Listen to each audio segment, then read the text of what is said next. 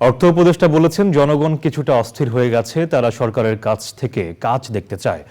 অর্থ এবং শিক্ষা মন্ত্রণালয়ের মতো সবখানে দৃশ্যমান উন্নতি করতে আরও খানিকটা সময় দিতে হবে বলেও মনে করেন তিনি। জাতীয় রাজস্ব বোর্ডের আলোচনায় সংস্থার চেয়ারম্যান করদাতাদের ওপর জুলুম না করার আহ্বান জানান।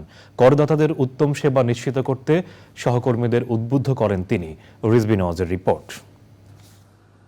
জাতীয় রাজস্ব বোর্ডে আয়কর আইন নিয়ে আলোচনা। বিসিএস কর কর্মকর্তাদের আয়োজনে প্রধান অতিথি অর্থ উপদেষ্টা ডক্টর সালেউদ্দিন আহমেদ।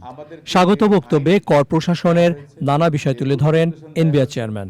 ট্যাক্স পেয়াররা যাতে গ্রো করে সেটা আপনাদের খেয়াল রাখা লাগবে, এবং যেটা আমাদের অর্থ উপদেষ্টা মহোদয় এর আগেও একটা প্রোগ্রামে বলেছেন যে আমরা কখনোই জোর করে ট্যাক্স আদায় করব না।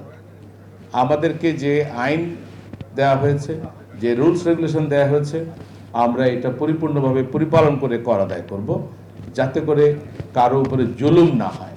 আপনারা যদি ধর্মে বিশ্বাস করেন তাহলে আপনি খেয়াল করবেন যে এই জুলুমের দায় কিন্তু একান্তই আপনার। আর্থিক খাত, বিশেষ করে ব্যাংকিং খাতে আস্থা এবং রাজস্ব আয়ে গতি ফেরানো সরকারের জন্য সবচেয়ে বড় চ্যালেঞ্জ বলে স্বীকার করেন অর্থ উপদেষ্টা। তো এমনি লোকজন একটু অস্থির হয়ে গেছে 1 মাস। আমাকে বলে 1 মাস হয়ে গেল, তোমরা এখনো কি দেখাচ্ছ না পারফরমেন্স।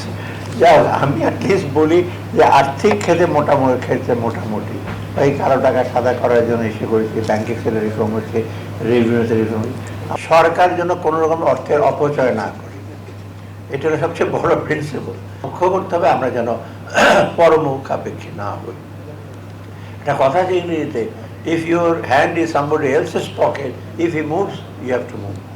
আপনার হাতটা যদি আমার পকেটে থাকে, আমি ডান দিয়ে গেলে আপনিও যাবেন, বা দিয়ে গেলে আপনিও যাবেন, সেটা কিন্তু হারে হারে আমরা উপলব্ধি করছি। আরেকটা জিনিস, আমাদের অর্থের একটা সবচেয়ে বড় অপচয় হয়, আমি দেখতে পারলাম যে আমাদের যে প্রকল্পগুলি নেওয়া হয়, এটা কিন্তু অনেক সময় not based on felt needs. রাজস্ব আহরণের লক্ষ্যমাত্রা পূরণে সর্বোচ্চ চেষ্টার প্রতিশ্রুতি দেন বিসিএস ট্যাক্স কর্মকর্তাদের নেতা লুৎফুল আজিম। Rizvi Nawaz, channel I, Dhaka.